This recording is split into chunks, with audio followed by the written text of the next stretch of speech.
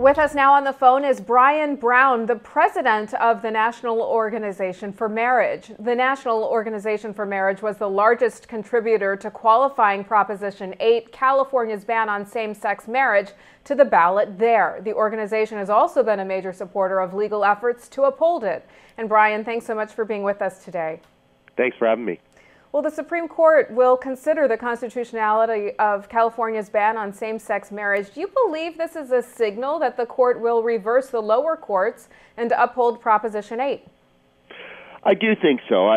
We are ecstatic that the court granted cert and took the case.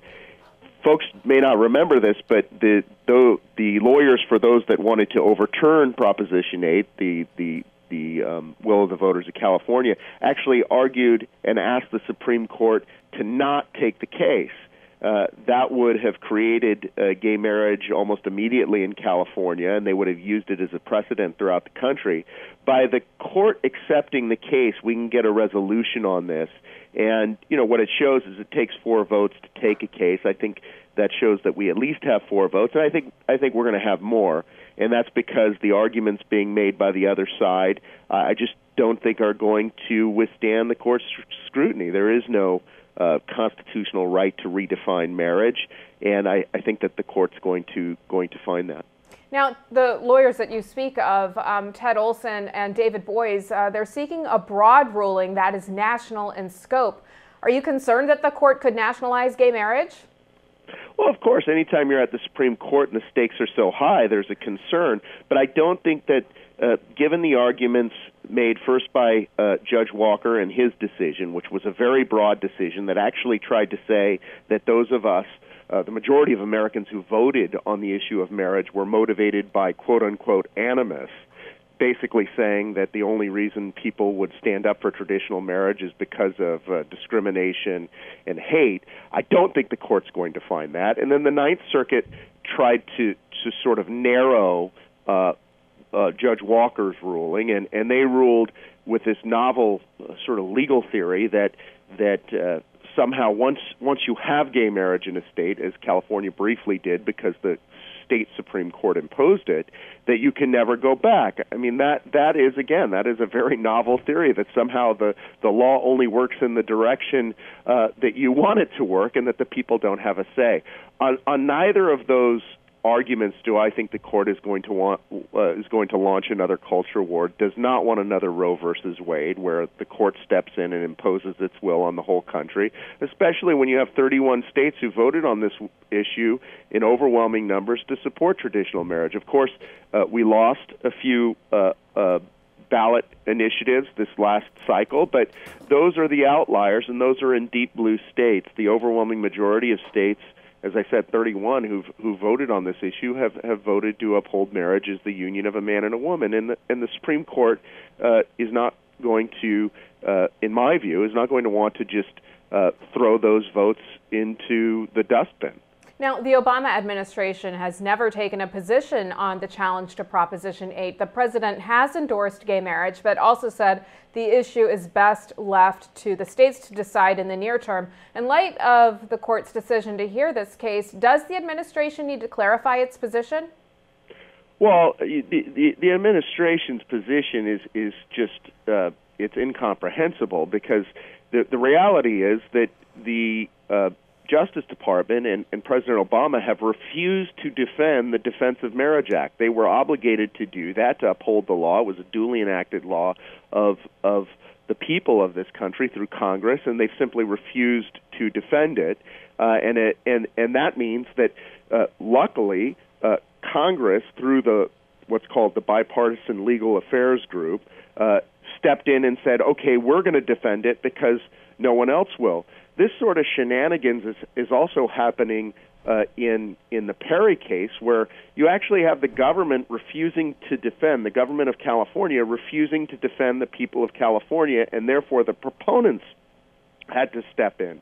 Now, in both Doma and Perry, you can't have a case where no one's arguing one side. And the government and the lawyers for Perry are actually trying to say right now that the folks that are defending traditional marriage in both Perry and in Doma don't have standing.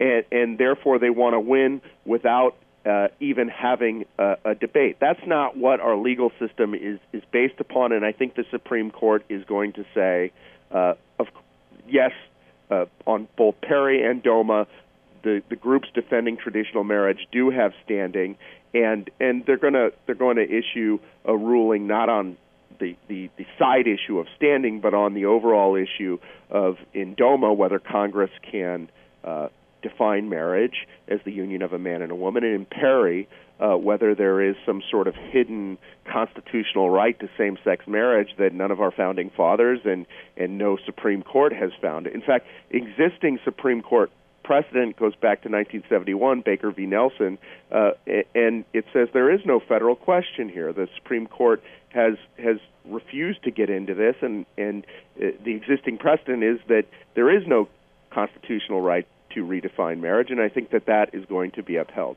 Now, should Justice Elena Kagan, who worked on the DOMA case back when she was Solicitor General, recuse herself?